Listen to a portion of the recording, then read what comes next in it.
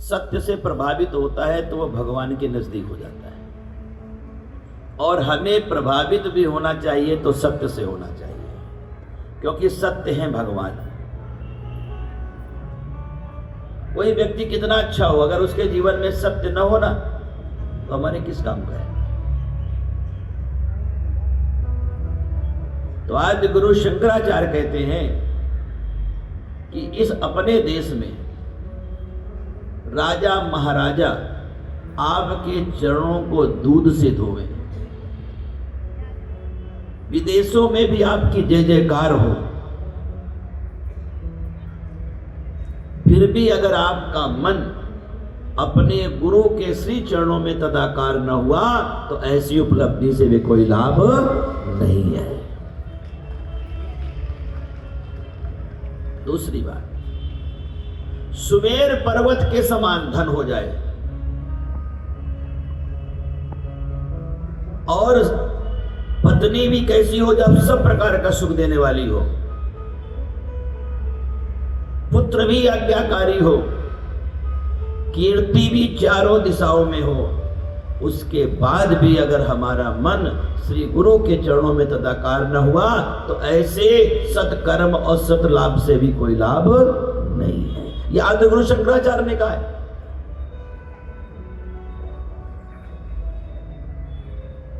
और स्वतः सब कुछ आपको प्राप्त हो, उसके लिए कोई भजन न करना पड़े, कोई साधन न करना पड़े, कोई पूजा न करने पड़े, और फिर भी अगर आपका मन गुरु के चरणों में नहीं लगा तो ऐसे सद्भाग्य से भी कोई लाभ नहीं है। अंत में आपको विक्षेप होगा, विक्षेप करो, आप अशांत हो जाएंगे।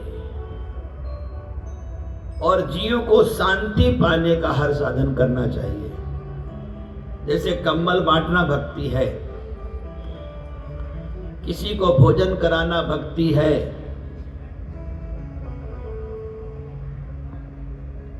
भोजन कराना भक्ति है, कंबल बांटना भक्ति है, रोगी का हाल चाल पूछना भी भक्ति है,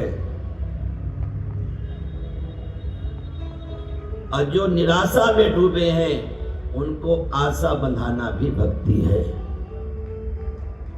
और जो किसी से न डरता हो उसे भयभीत कर देना भी भक्ति है। याद रखना,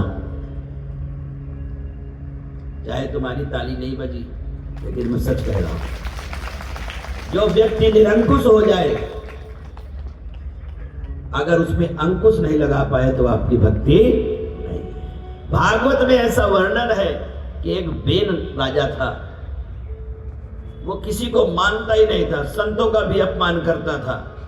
अंत में संतों ने उसको समाप्त किया ना।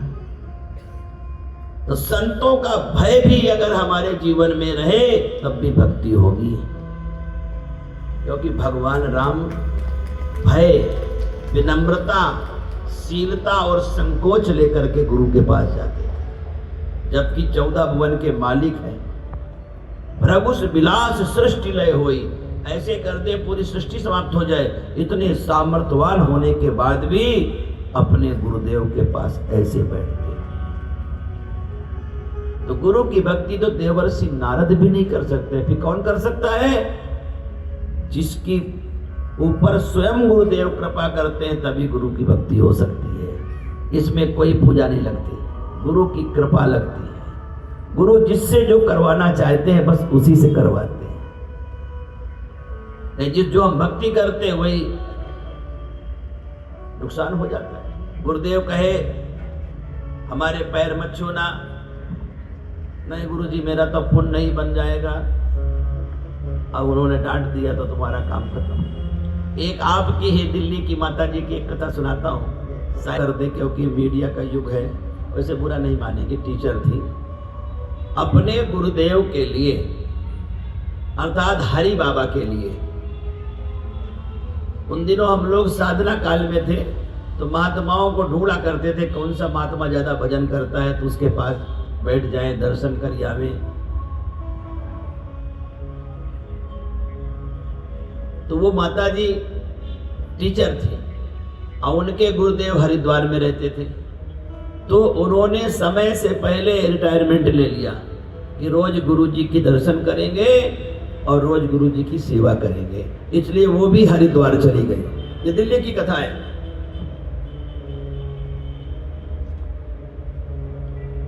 और जब वो चली गई तो उनका नियम हो गया कि रोज हरि बाबा का दर्शन करने जानी, कभी गाय का दूध ले जाती, कोई सेवा करती, इसीलिए उन्होंने नौकरी छोड़ी थी। एक दिन हरि बाबा 2-3 महात्माओं के साथ बैठे थे और थोड़ी देर पहले ही दूध पी लिया था। अब वो माताजी कच्चे आम होते ना, कच्चे वाले, तो उसकी बेसन में लगा के पकौड़ी बनाई और लेके पहुंच गई गरम गरम। ये सब हम लोग देख रहे हैं और ये सोचते रहे कितनी भक्त है, बताओ, ये हर समय गुरुदेव की सेवा में लगी रहती। तो टोका टाकी कोई कर नहीं सकता था, इतनी समर्पित थी, सुन रखे थे कि सब कुछ छोड़ करके आई। तो बाबा के पास निरंकुश होके बोल गए, गुरु जी देखो हम गरम गरम पकौड़ी लाए, गरम गरम पकौड़ी। इशारा किया कि शांत हो जाओ, महान आत्माएं बैठी हुई है, बढ़िया ब्रह्मचर्य की बातें चल रही हैं कि ब्रह्मचर्य कैसे सिद्ध होना चाहिए, ध्यान कैसे होना चाहिए, और महत्वपूर्ण विषय पर चर्चा है। ये हनुमान जी क्यों पूजे जाते हैं? ब्रह्मचर्य के कारण। जिस महात्मा की साधना बड़ी होगी ना, जिसका ब्रह्मचर्य होगा, जिसका ओज होगा, उससे भीतर डर बना रहेगा। जो जितना भी बहादुर होगा उसके सामने डर लगेगा कहीं कोई गड़बड़ ना हो जाए। लेकिन वो इतनी निरंकुश हो गई कि महाराज जी इशारा कर रहे हैं चुप रहने की। गुरु जी इतने गरम गरम इतने प्यार से बना के लाई हो।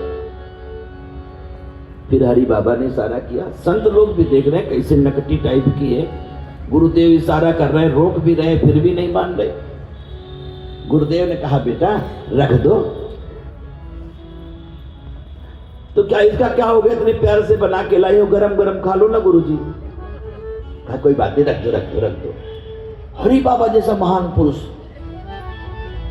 जो भगवान के ध्यान में हमेशा रहते, भगवत साक्षात्कार किया हुआ था, उन्होंने भगवान का दर्शन होता था उनको। फिर बीच में बोली गुरु जी आपको तो खाना ही पड़ेगा, इतने प्यार से बना के लाई हो। ले गुरु को आदेश। मैंने सीखा है इन चीजों से कि कौन सी गड़बड़ी से हमारा जीवन गड़बड़ हो सकता है।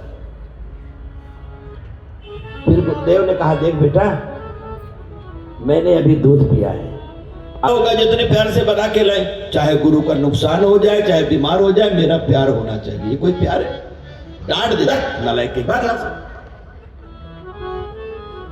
अच्छा खासा बेच के गई थी, फिर लौट के दिल्ली आ गई।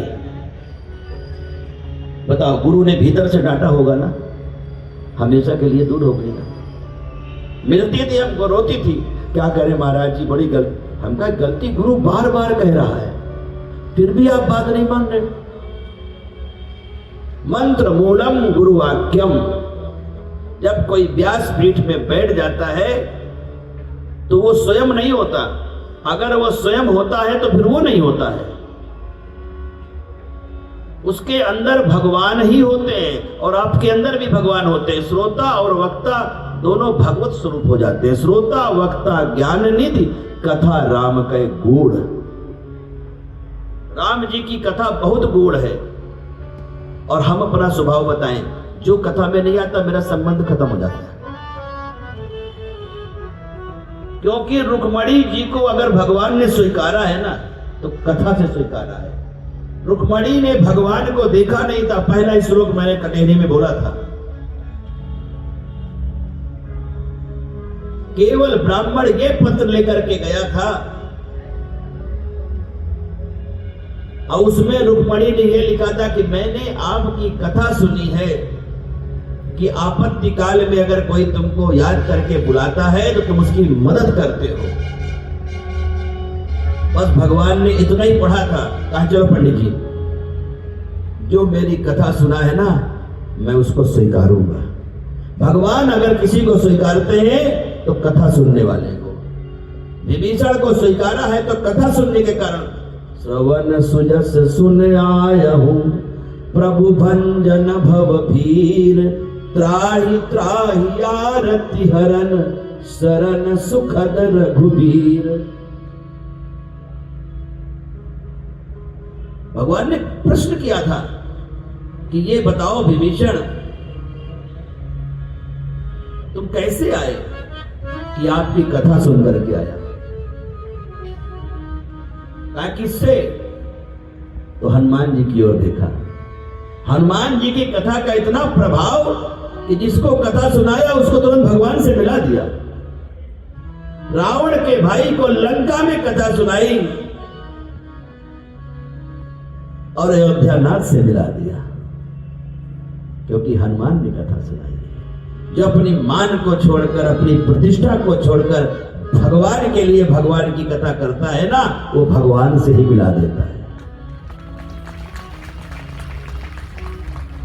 और जिसको कुछ ना मिला हो, कथा में आए उसे सब कुछ मिल जाएगा। तो श्रवण सुजस सुने आया हूं, प्रभु भंजन भवभीर, त्राहि त्राहि आरति हरन, शरण सुखद। मैंने आपकी कथा सुनी है। अच्छा ये बताओ विभीषण, तुम क्या सोच के आए? जब यहां तक आ रहे तो क्या सोच के आए?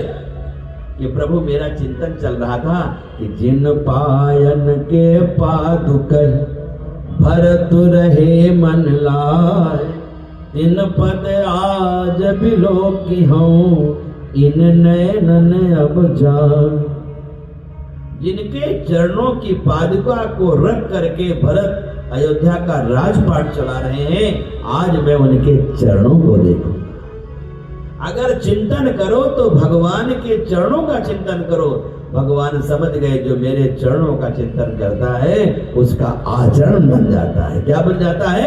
आचरण बन जाता है। मिल जाए उससे क्या नहीं प्राप्त कर सकते हो।